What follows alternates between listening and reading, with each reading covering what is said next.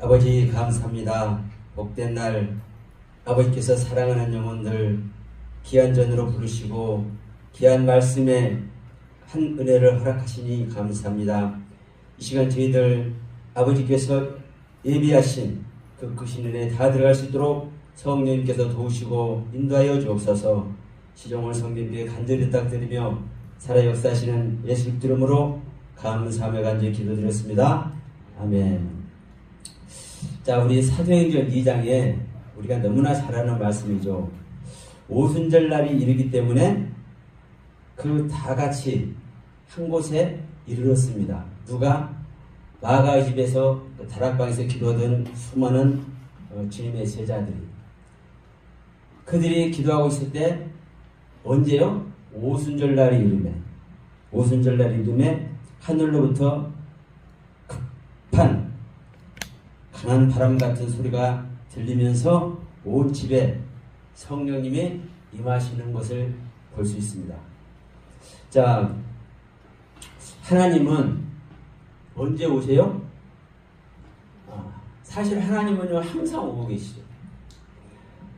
하나님은 항상 오고 계시고 성령님은 항상 일하십니다.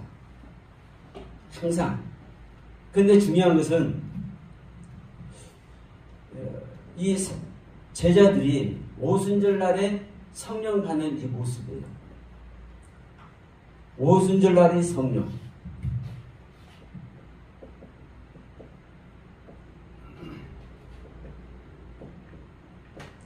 왜냐? 왜 이 부분이 중요하냐면 오순절날 이전에는 성령님이 일하시지만 그 성령님과 그 성령님의 가르침을 받는 사람들이 생명연합이 안 됩니다. 생명연합이 안 돼요. 그런데 오순절날에 이르러 생명연합이 되는 거예요. 이 부분이 중요합니다. 자, 주님께서 말씀하십니다. 내가 너희들에게 이르는 내 말이 영이고 생명이야. 아버지의 영이고 아버지의 생명이야. 그러면 주님의 제자들은 3년 반 동안 주님과 동거동락하면서 아버지의 말씀. 여러분, 주님은 성자 입격이지만 사실 성자로서 일하신 게 아닙니다. 나를 보자는 아버지를 보았거늘 어찌하여 아버지를 보이라 하느냐 또 말씀하시죠. 그래서 아들의 상태에서 성장해서 아버지 상태가 됐을 때 사실 사역을 하는 거예요. 그래서 주님은 아버지의 사역을 하는 겁니다. 분명히 말씀하잖아요. 내가 내 말을 하는 것이 아니라 아버지께서 말씀하신 것을 나는 그대로 이루는 것뿐이다. 그래서 예수님은 아버지의 사역을 하시는 거예요. 그러면 중요한 것은 그 아버지의 말씀을, 즉 하나님의 말씀을 3년 반 동안 막 꾸겨 넣어주셨어. 제자들에게 밥 먹을 때도 넣어주고 쉴 때도 넣어주고 길 가면서도 넣어주고 물 마실 때도 넣어주고 더울 때도 넣어주고 추울 때도 넣어주고. 여러분, 한마디로 호흡을 같이 한 거예요. 호흡. 그랬는데 그 주님의 제자들이 얼마나 완벽한 가르침을 받았는지 이제 알아버렸어요. 누구에 대해서? 예수님에 대해서. 그러니까 주님이 뭐라고 합니까? 야, 사람들이 나보다 뭐라고 하더냐? 뭐 엘리야라고도 하고 뭐 에레미야라고도 하고 뭐 여러 가지 말하던데요. 그래? 그럼 너희들 나를 뭐라고 하느냐? 그러니까 베드로가 딱 말하잖아요. 주는 그리스도시고 살아계신 하나님의 아들입니다. 근데 문제는 여기서 있습니다. 주님께서 그 가르침을, 아버지의 가르침을 3년 반 동안 자세히 이르렀기 때문에 제자들은요 그 모든 가르침 아래 있었던 거예요. 그래서 뭐까지 알은 거예요? 주는 그리스도시고 살아계신 하나님의 아들인 것까지. 주님께서 말씀하잖아요. 야, 시몬아, 네가 안 건지 알아? 아버지께서 너를 알게 한 거야. 그 아버지께서 알겠다는 게 누가 알겠다는 거예요? 주님의 가르침이에요. 아버지의 사역을 하신 거라니까요. 예수님이. 그러니까 아버지의 가르침을 받아서 그 아버지의 가르침을 실제로 표현까지 해냈어. 표현까지 해냈는데도 불구하고 바로 어떤 소리를 듣습니까? 사탄아 물러가라는 소리를 들어요. 왜 그러냐? 생명연합이 안 됐기 때문에 그렇습니다. 생명연합.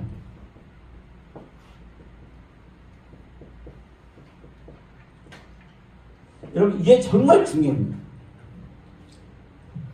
여러분, 하나님을 믿는 사람 치고 성령님 경험 안 한 사람 있고 성령님 도움 안 받은 사람 있고 성령님의 일하심 체험 안 한 사람 있습니까? 솔직히 귀신 쫓아내고 병든 자 고치고 말씀 수많은 말씀 깨달아서 수많은 말씀 세미나 얼마나 많습니까? 주님의 이름 부르는 자체를 성령 아니고는 말할 수 없다는데 그러면 그 성령님의 가르침을 수도 없이 얘기를 해. 근데 제가 볼 때는요, 뭘 못하느냐.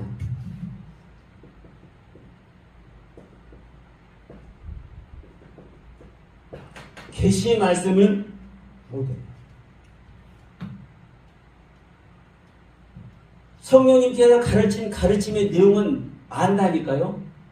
자, 베드로가 주는 그리스도시고 살아계신 하나님의 아들입니다. 예수님의 정체를, 예수님의 실체의 그 모든 것을 가장 완벽하게 말한 게 그 내용입니다. 주는 그리스도시고 살아계신 하나님의 아들이라는 사실. 더 이상 표현이 없는 거예요. 그랬는데도 불구하고 그 가르침 아래에서 그 가르침을 내놓고 그 가르침 속에서 수많은 걸 깨달아 왔는데도 불구하고 계시의 말씀이 없었어요. 자기 안에서 알려주시는 그리스도의 말씀. 이 그리스도의 말씀이 없기 때문에 주님께서 내가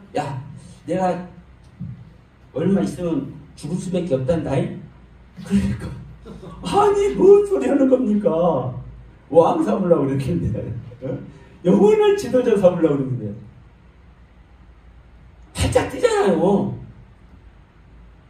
어찌 그럴 수 있습니까? 절대로 그럴 수 없어. 성경에는 표현 안 됐지만 내 눈에 흙이 들어가기 전에는 말했을 거예요. 그런 심정이 있을 겁니다. 그 심정 갖는 거 당연하지 않습니까? 제자 입장에서. 그런데 보세요. 실제로 주님께서 십자가를 지실 때 같이 죽는 사람 하나라도 있습니까? 없습니까? 없어요. 다 팔아먹는 거지. 왜? 생명연합이 아니기 때문에. 겉에서 수많은 말씀을 받았는데 그 말씀의 생명이, 그 말씀의 실체가 내가 되어지질 않았어요. 내가 되어지질 않았어요. 그래서 이 생명연합이 되지 않았기 때문에 이 생명이신 주님께서 내 안에서 실제로 행하시는 그 말씀, 계시의 말씀이 없는 겁니다. 자, 요한이든 바울이든 베드로든 보세요. 계시의 말씀을 한다니까요. 구약 성경에 있을 수 없는 얘기를 해. 여러분, 롯이, 구약 성경의 롯이 의인의 모습으로 표현되나요? 근데 베드로는 다 의인이라고 집어넣어.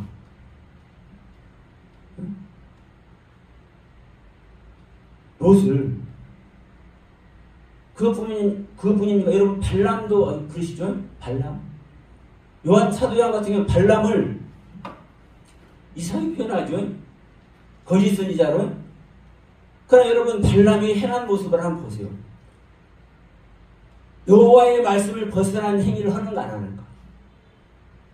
그 나에게 한 대 걷어차일 때도 사실 내가 그때도 갈까요 말까요 사실 물어봤었어요. 발람이 여호와 하나님한테.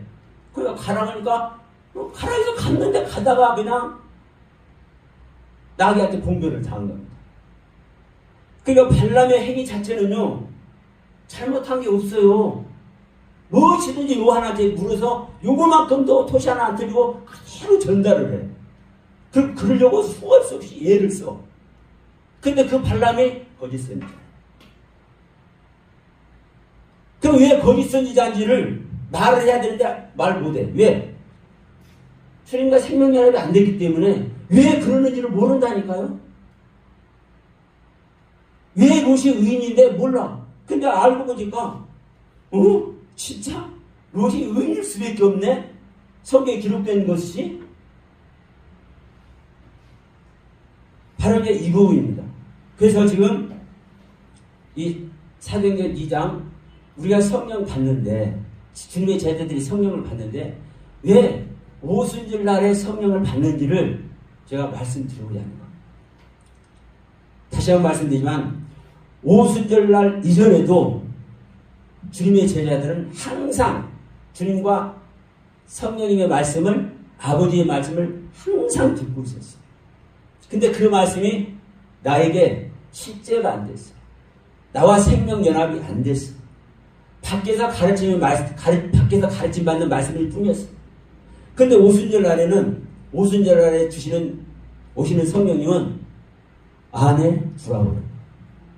안에 들어와서 나와 생명연합이 되어버렸어요. 그러면 이 부분이 어떤 부분인지를 여러분 한번 살펴보기로 하겠습니다. 여러분 오순절은 어떤 절기입니까? 오순절의 절기. 맥주절, 칠칠절이라고 하죠. 첫 수확,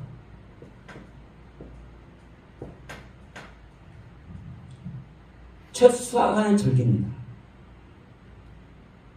이 첫 수확은 심어서 자라서 열매가 맺어지는 거예요. 이 첫 수확은 심어서 자라서 열매가 맺어지는 거예요. 심어서 자라서 열매가 맺어지지 않으면 절대로 결실이 안 됩니다. 아무리 심는 말씀, 자라는 말씀 아무리 귀해도 열매가 되어지지 못해요. 또 여러분 보세요. 이 열매도 그래요. 이 열매도 지금 이제 추석이 가까워지니까 막 감도 커가지고 사과도 커가지고 많은 과일들 막 크고 있지 않습니까? 풋사과들은 나왔더라고요. 그런데 열매를 맺었어도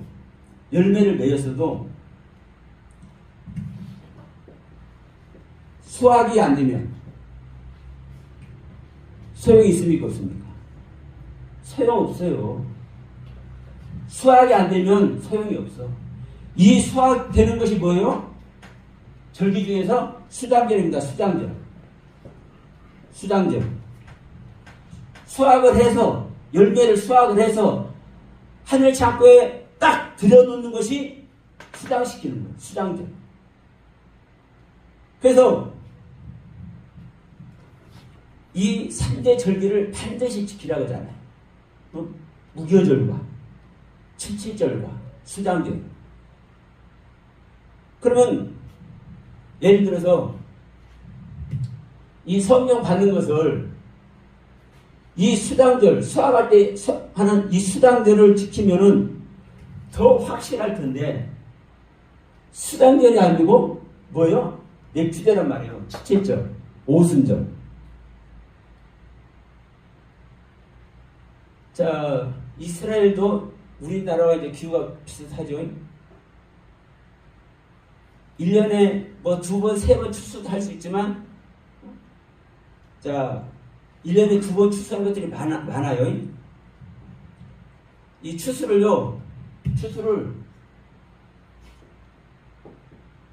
첫 번째 추수, 두 번째 추수가 있습니다. 이 첫 번째 추수는 아들이 되는 겁니다. 아들. 두 번째 추수는 신부가 되는 겁니다. 신부. 이 아들이 되는 첫 번째 추수는요, 요한계시록에서 말하면 7 나팔의 말씀을 통해서 하늘의 사냥이가 태어나는 겁니다. 두 번째 추수는 7 대접의 재앙을 통해서 거듭난 내가, 내 생명이 바짝 태워져 가지고, 이게 불의 심판입니다. 불과 성령으로 세례를 받아야 된다고 얘기하죠. 나는 물로 세례를 주거니와 내 뒤에 오신 이는 불과 성령으로 줄 거라고 얘기하시잖아요. 불세례입니다. 불세례. 그래서 내 안에 음료까지 싸그리 정리가 될 때 거기서 이제 혼인잔치를 하죠. 이게 신부로 추수해야 되는 거예요. 그러니까 중요한 것은 우리는 이 신부 되는 거 정말 중요하지만 이 신부는 하나님과 생명 연합이 된 상태에서 성숙해서 자라서 더 완성된 모습으로, 부활도 그렇죠. 히브리서 보면 더 나은 부활을 얻으려고 수많은 고난을 받는다는 말씀 나오잖아요. 구원도 끝까지 견디는 자가 구원을 얻으리라 말씀하죠. 그러니까 구원 받기는 받아서 하나님께서 주시는 구원 안에 있기는 있는데 그 구원만이 아니라 끝까지 견디는 구원이 있다고요. 그 구원이 두 번째 추수 신부입니다. 그래서 여러분 첫 번째 추수 이 아들 되는 것이 정말 중요해요. 왜? 이 아들이 되지 않고는요 신부가 될 수 있어요, 없어요? 절대로 없습니다. 이 아들이 되어야 이 아들 된 자가 신부가 되는 겁니다. 어떤 논리냐면 예수께서 이 땅에 오셨을 때 누구로 오는 겁니까? 하나님의 아들로 오시지 않습니까? 하나님의 아들로 오시는데 아들의 모습만이 아니라 이 아들이 장성하니까 아버지의 모습으로 아버지의 사역을 한다니까. 한 생명이라고. 자, 성부와 성자와 성령이 한 생명이라고. 한 생명. 이 각각으로 우리는 얘기를 해. 우리 사람은 영과 혼과 몸으로 되어 있는데 여러분 사람이 따로따로 하는 게 생각됩니까? 안 됩니까? 안 되잖아요. 우리의 사람은 영과 혼과 몸으로 되어 있어도 그냥 하나라고 알아죠. 우리 자신이 내 영혼은 알아. 근데 나는 내 영혼 나눌 수 있어요, 없어요? 나누면 존재 자체 성립이 안 되는 겁니다. 그리고 이 몸은 죽을 몸까지 살린다. 이게 부활인다. 부활. 그러니까 부활을 말하니까 우리 육신이 죽었다가 살아난 부활을 말하는 게 아니에요. 그러니까 여기 계신 분들은 이 부활에 대해서는 잘 아실 줄로 믿습니다. 왜? 많은 사람들은 화장도 잘 안 하려고 한다니까. 왜? 부활하려고. 그런데 우리는 화장도 해. 왜? 자, 불 속에서도 살아나오잖아요. 우리가 아는 육신이 그냥 우리가 아는 육신이 아니에요. 그래서 여러분 반드시 이제 이 부분도 이제 다른 부분에서 이제 말씀을 들을 기회가 있겠습니다. 우리는 죽을 몸까지 살림을 받아야 돼요. 하나님이 여기 들어오시면 우리의 영은 살려 있잖아. 우리 몸은 죄로 인해서 죽어 있다. 근데 우리 몸을 우리 영을 살리신 하나님의 영이 우리 죽을 몸도 살리시리라. 자, 너희들이 그리스도 강림할 때 영과 혼과 몸이 흠없이 보존된다. 주님께서 말씀할 때 빌립보에서도 말씀합니다. 우리의 낮은 몸이 그리스도의 영광의 형체와 같이 변해집니다. 우리 낮은 몸이 그리스도의 몸같이 돼야 된다니까요. 그게 구원이에요. 그러니까 우리 사람은 영혼 몸으로 되어 있지만 분리될래야 분리될 수 없어요. 한 생명이요. 똑같이 하나님도 성부, 성자, 성령, 삼위 하나님이 분리될래야 분리될 수가 없어요. 그래서 골로새서에 보면은 그리스도 안에 성령의 모든 충만이 계시고 아버지의 모든 충만이 계신다고 말씀을 하고 있잖아요. 그러니까 여러분 예수님은 그냥 보이는 예수님이 아니에요. 성령의 모든 충만이 계시고 아버지의 모든 충만이 계셔. 그런데 이 예수가 마리아의 태를 통해서 응애하고 태어났을 때는 아들로 태어났는데 하나님의 생명의 실제 아들로 태어났는데 이 아들이 자라니까 대제사장의 자격을 얻는 그 나이 되니까 아버지 사역을 해요. 그래서 나를 본 자는 아버지를 봤다고 얘기를 하는 겁니다. 그러면 이제 이 부분을 한번 봅시다. 우리가 우리 몸도 심어서 자라서 열매 맺잖아요. 어떻게 해요? 아니 생명의 씨를 심잖아요. 남자와 여자가 서로 사랑을 하면 서로 사랑하는 그 사랑 안에서 생명의 씨를 심어. 그 생명의 씨를 심어서 그것이 자라서 그 열매가 어느 날 나타나. 실체로. 그러니까 여러분 보세요. 이 말씀이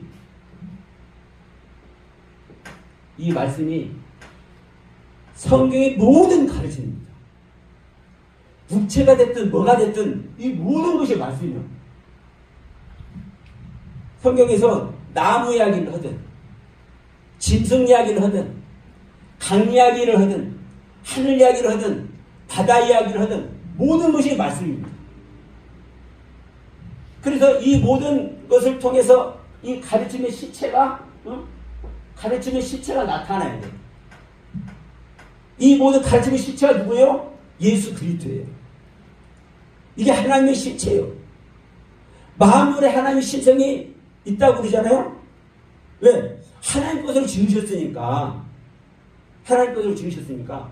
그러니까 모든 말씀이 육신으로 왔는데 그것을 알아봐요? 못 알아봐요? 못 알아봐요. 그래서 하나님의 모든 말씀의 결정체가 누구예요? 예수님이라고. 실체. 이 말씀의 실체. 그러면 이제 이 부분이 우리 믿는 자 안에서 결실을 맺어야 되잖아요. 말씀 안 듣는 사람 있어요?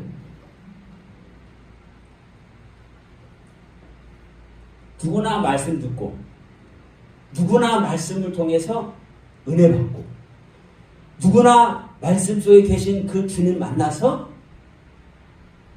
사랑을 나누고 사실 영적 사랑을 나누는 게 대단한 거잖아요. 경험해 보신 분들은 다 알아요. 그러면 이 말씀을 가지고 우리가 다 말씀을 나누는데 이 말씀의 실체가 우리 안에 오지 않아요. 그래서 고린도후서 13장 5절에 말하는 거예요. 너희가 나를 믿는 믿음이 있는가? 너희가 예수 그리스도를 믿는 믿음에 있는가? 너희 자신을 시험하고 확정해라. 그리스도께서 네 안에 계신 것을 네가 스스로 알지 못하면 너는 버리는 자야. 우리가 말씀을 먹고 말씀을 마시고 말씀을 깨닫고 말씀을 통해서 은혜를 받고 그 모든 말씀의 세계가 내가 하고 있었다면 내 안에 누가 와요? 실체, 말씀의 실체, 그리스도께서 오시는 거예요. 이 그리스도께서 내 안에 실체가 내 안에 오셔서 말씀해 주실 때 아까 뭐랬습니까? 여기서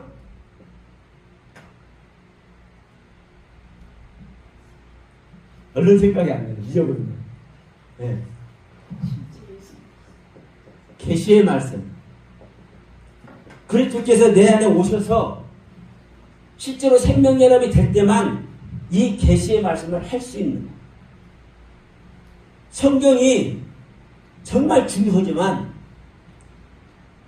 텍스트잖아요. 기본 지침서잖아요. 그래서 성경 정말 중요해요. 그런데 성경에서 말씀을 안 하는 것까지도 알게 해요. 성경에서 말씀을 안 하는 것까지. 근데 문제는 뭐냐? 수많은 사람들이 여기서 2단, 3단이 빠집니다. 성경에서 말씀 안 하는 것을 깨달은 것은 좋아. 근데 그 깨달은 것이 성경을 통해서 증명되지 않고 성경에서 보증되지 않으면 이거는 허상입니다. 이건 허상입니다. 그래서 여러분 보세요. 다시 한번 말씀드립니다. 우리가 이 믿음의 생활, 신앙의 생활, 우리가 하는 모든 목회 사역 전부 다 말씀입니다. 말씀. 이 말씀은 완성된 것, 완성 안 된 것 그거 있을까요? 없을까요? 사실 모든 말씀은 완성입니다. 그러나 명심하셔야 할 것은 이 모든 말씀은 완성이지만 중요한 건 이 부분이에요. 하나님 입장에서 완성 안 된 게 어디가 있어요. 근데 하나님께서 완성이라고 그래가지고 하나님의 가르침의 말씀들이 완성이라고 그래가지고 그 가르침들이 내 안에 완성이라고 하면 되겠습니까? 안 되겠습니까? 이게 다 속는 거예요. 그러니까 일반적인 교회 가보세요. 복음은 완성됐다. 여러분 많이 들어보시죠? 아니, 복음 자체는 주님 자체고 하나님 자체인데 완성 안 됐습니까?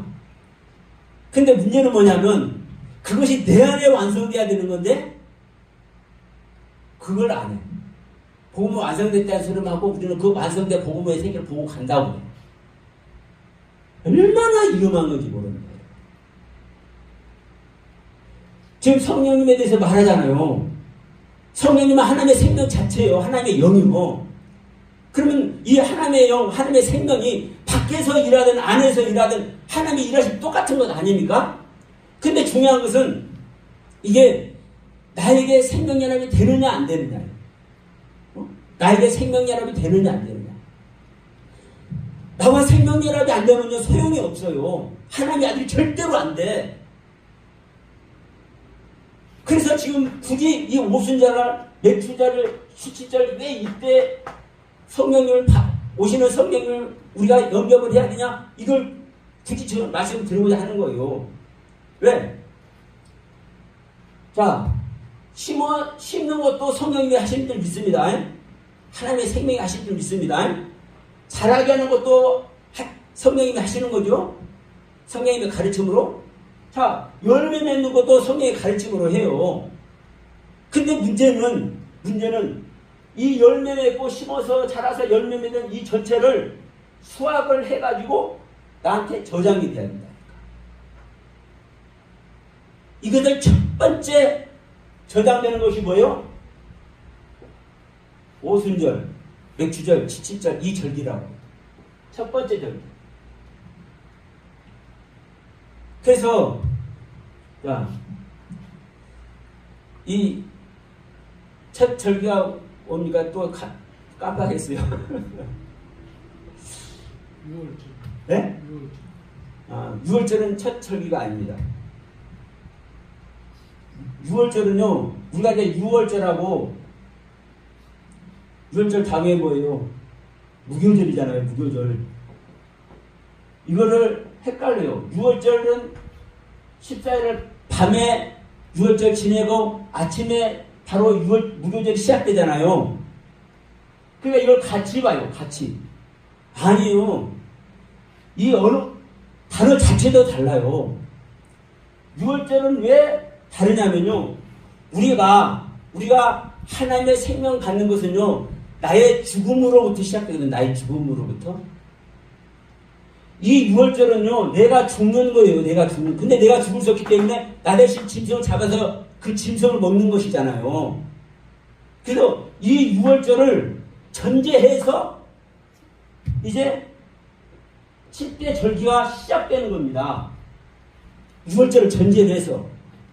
그러니까 너희들이 1년 3차 7대 절기가 있지만 그것도 딱 3번을 말하잖아요. 무교절, 칠칠절, 수장절을. 그럼 1년에 3차 딱 3절기를 나한테 나와야 된다고 말을 하지만 이스라엘 백성들에게는요, 뭐가 가장 큰 절기예요? 왜냐면 6월절 절기라니까. 6월절이 가장 큰 명절이라니까. 이 6월절이 전제되어야, 다시 말하면 나의 옛 생명을 죽이는, 나의 옛 생명을 파쇄시키는 그것이 전제되어야 비로소 주님과 함께 이 절기 속에 들어가는 거예요. 그래서 여러분, 이 7대 절기는요, 3대 절기는요, 이 6월절에 안 들어갑니다. 가장 큰 명절이지만 이것을 전제하고 있는 거예요. 전제. 그래서 여러분, 이 무교절에 자 발효되지 않는 걸 먹죠. 왜 그래요? 하나님의 생명 얻을 때는요, 이 말씀 듣고 저 말씀 듣고 될까요, 안 될까요? 안 됩니다. 섞으면 안 되는 거예요. 그래서 우리가 옷도 두 가지로 짠 걸 입지 말아야지, 이런 부분도 있죠. 왜 섞으면 안 되는 거예요? 오직 하나님만, 하나님의 말씀만, 무후만, 그 말씀만. 근데 이 무교절에 그 발효되지 않은 빵이니까 이제 맛없잖아요. 근데 이게 달콤하다. 달콤한. 실제 무교절 원문, 단어 원문 자체가 그래요. 뜻 자체가, 단어 뜻 자체가. 달콤한 빵이에요, 달콤한 빵. 그 맛없는 게, 발효되지 않아서 맛없는 게 달콤한 빵이에요. 하나님의 말씀, 이것저것 세상의 논리, 나의 논리, 그게 없는, 오직 그분의 말씀, 그 순도 100% 그분의 말씀만이 달콤하게 될 줄을 믿습니다. 그래서 여러분, 이 무교절에 우리가 하나님을 쫓아서 나오잖아요. 그러면 이 무교절 기간이 뭐예요? 구름 기둥, 불 기둥이 함께잖아요. 누가? 성령님이. 예? 구름 기둥, 불 기둥 함께하는 절기잖아요. 무교절 절기 자체가. 그래서 홍해를 통과하잖아요. 그러면 성령님과 함께 하는데도 불구하고 생명이 실제가 안 된다니까요. 말씀이 안 들어온다니까요. 근데 어디 가서요? 홍해를 통과해서 시내산에 올라가서 말씀을 받아요. 그때 다 그 말씀의 적용을 받는 거예요. 우리가 하나님의 말씀을 알아도 못 알아듣는다. 하나님, 예수님께서 아버지의 말씀을 주어도 못 알아듣는 거예요. 베드로조차 못 알아듣는 거예요. 그런데 언제 알아들어요? 오순절날 성령 받았을 때, 이 성령님과 생명연합했을 때, 그때서 알아듣는 거예요. 그때서. 그래서 여러분, 사도의 터위에 교회를 세우면 안 돼요. 사실은 사도가 안 됐는데 다 교회 세워가지고, 사도가 안 됐는데 다 목사 돼가지고, 지금 현재 기독교가 사망 속에 있는 거 실제로요. 저 얼마든지 말하면 하겠어요. 준 거, 우리 목회 자체가 준 거예요. 그러면, 자, 이 오순절날, 이거는 이제 실체를 말씀하면서 이제 마치도록 합시다. 이 오순절날, 칠칠절날, 백수절날, 이 절기에 지금 말씀드렸지만 생명의 십자가 됐잖아요. 심어서 자라서 열매가 완성됐잖아요. 이 모델이 뭐냐면요, 이 모델이 창세기 2장 7절이요. 하나님이 땅의 흙으로인데 그 땅의 흙으로 하면 또 이상한 논리가 붙습니다. 왜냐하면 그냥 흙으로 해야 된다. 흙으로 사람 아담을 지었는데 이 아담이 생명이 되잖아요. 에?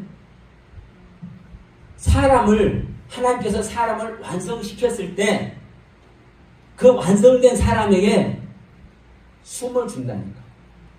영을 준다니까.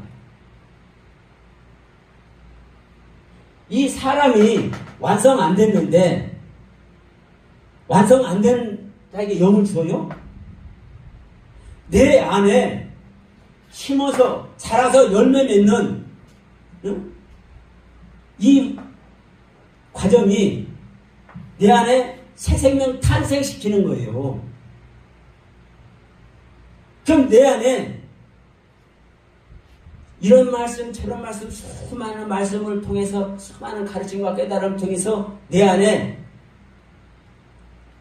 그리스도의 생명, 새 사람, 나의 생명, 속사람이 완성이 돼야 생명을 줍니다. 자, 이 생명의 단어가요, 네페시 하이입니다. 이 하이는 하늘의 생명이고요, 이 네페시는 땅의 생명. 지금 이거 설명할 시간 없습니다. 기니까. 이 네페시는 하이, 새 사람의 생명이고요, 이 네페시, 땅의 생명, 이건 내 속 사람의 생명입니다. 내 안에 그리스도의 일하심을 통해서 생명이, 하나님께서 영을 주실 만한 새 생명이 완성이 될 때 하나님의 영 성령 줍니다. 이 사람 완성시키는 이 절기가 뭐요? 이게 77절 오순절이라니까요. 심어서 자라서 열매 맺어서 탄생은, 첫 번째 생명 탄생하는 거. 여러분, 굳이 제가 이것을 얘기하는 것은요, 그냥 말로 해도 돼요. 근데 말로만 하면 제 말밖에 안 돼. 근데 성경은 이러한 과정을 통해서요, 어떻게 생명 얻는지를요, 구구절절히 설명해 놨어요. 그런데도 불구하고 몰라. 왜 몰라요? 성령이 안 들어왔기 때문에. 성령이 안 들어왔기 때문에. 하나님의 영이 들었으면, 자, 예수께서 말씀하시잖아요. 너희들이 조금 있으면 나를 보지 못할 것이고 또 조금 있으면 나를 볼 거야. 그래서 내가 아버지께로 가가지고 다른 보혜사 너희들한테 보낼 거야. 근데 그 다른 보혜사는 성령이란다. 근데 그것이 바로 나야. 그래서 조금 있으면 또 나를 본다고 얘기한 거예요. 그래서 그 성령이, 그 보혜사가 너희들이 오면은 뭐 한다? 내가 말한 모든 것을 생각나게 할 것이다. 나는 아버지 모든 것을 알고 있다. 네? 그러니까 성령이 오시면요, 누가 가르쳐주고 어디 세미나 가고 할 필요가 없어요. 사실 그 말씀에 대해서는. 진짜 저는 그래요. 제가 모르는 부분도요, 그냥 저는 뭐 기도 막 그렇지 않습니다. 있다 보면요, 그냥 주세요. 네? 이분이 나를 어떻게 해서 성장시켜서 당신의 진정한 사랑꾼 만드는 것이 당신의 뜻이잖아요. 그러니까 소망하니까 주시는 거예요. 그래서 여러분, 이 오순절날의 생명, 말로만 오순절날에 성령 내렸다가 아니에요. 왜 하필 오순절날에 성령이 와야 되는지, 응? 왜 77절 맥주절에 성령이 오시는 그 성령이 우리가 영접을 해야 되는지, 성령님은 항상 계시다. 예수 그때 이름을 부르는 순간부터 성령님은 일하시거든요. 우리를 돕고 계시거든요. 항상 역사하시거든요. 그런데 우리를 밖에서 만나시고 돕고 일하시며 우리와 함께 하시는 그 성령님은요, 생명연합이 안 된다니까요. 근데 언제? 우리를 처음 만나서 도우시는 주님은 우리들에게 하나님의 뜻을 심는 것, 하나님의 가르침을 심는 것, 그 심어진 세계를 또 자라게 하시는 거예요. 자라게 해서 내 안에서 이제 결실을 맺을 때가 되지 않습니까? 결실을 맺을 때 되는 그런 상태를 오순절, 77절, 맥주절이라고 표현하고 있는 거라는 게 이 절기로. 근데 이런 과정 없이 그냥 알면은 이것이 생명된다고 얘기해요. 아니에요. 제가 욥 얘기 잘하거든요. 욥 보세요. 동방이라는 뜻은요, 아버지의 뜻이 있는 곳입니다. 동쪽에서 해가 뜨지 않아요. 해는 하나님의 경륜을 말하는 거고, 아버지와 함께 있는 하나님 뜻 아래 있는 것이 동쪽이에요. 그럼 하나님 뜻 아래서 가장 축복받은 자, 동방에서 가장 큰 부자로 축복했잖아요, 욥을. 근데 그 욥은 순전하고 정직한데 그것뿐만 아니라 뭐라고 표현해요? 완전하다. 예? 온전하다. 악에서 떠나버렸다. 이거보다 더 완벽하게 말할 수 있는 자가 누가 있나요? 그런데 이 욥의 모습 보세요. 얼마나 그 세 친구가도 그들이 저기를 감당을 못하지 않습니까? 그러니까 하나님의 모든 가르침에 100% 순종하고 복종하고 있는 모습이 이 욥의 모습인 거예요. 그런데 아버지 뜻 알아요, 몰라요? 모른다. 모르기 때문에 자기를 죽음 속에 누르는 것을 몰라. 이 생명이라는 게 그래서 중요하다니까요. 우리를 심는 말씀으로, 자라게 하는 말씀으로, 우리를 가르치는 말씀으로 완벽하게 실행을 해도 생명연합이 안 되면요, 아버지 뜻 몰라요. 욥과 같이, 베드로와 같이. 그런데 이 모든 것에 첫 주자가 뭐라고요? 유월절. 이건 내가 좀 속다거든요. 저기 어머니 하나님 하는 것들이 이걸 강조하고 있죠. 이 유월절이 사실 중요한 거예요. 왜요? 여기서부터 시작하는 거거든요. 이 죽음, 유월절의 죽음. 유월절의 죽음. 예수님은 보세요. 완성시켜졌잖아요. 십자가에서. 다 이뤘다고 했잖아요. 그럼 예수님께서 다 이뤘으니까 우리에게 다 이루어졌습니까? 우리가 실제적인 유월절 먹어버리잖아요. 주님과 동행 안 할래 안 할 수가 없는 겁니다. 잘 생각해 보세요. 네? 우리가 실질적인 유월절 먹잖아요. 유월절의 가르침에 실질적 유월절 가르침 말 있잖아요. 무교절, 77절 그냥 가는 거예요. 이 유월절의 주인 주님과 함께. 근데 이 유월절 죽음을 안 가르쳐요. 이 유월절 죽음 속으로 안 들어. 이 유월절의 짐승이 내가 죽어야 하는 걸 몰라. 그냥 짐승만 죽이려고 그러고. 여러분 모두가 이 시간 주님께서 말씀하신 이 유월절입니다. 그리고 반드시 이 유월절을 통해서 무기절, 초실절, 77절을 거쳐서 오순절에 오시는 그 성령님 심어서 자라서 열매 맺게서 우리에게 하나님에게 실제로 나의 생명의 실체를, 믿음의 실체를 드리는 여러분의 신앙 포도가 되시길 바라면서 오늘 말씀 마치도록 합니다. 감사합니다.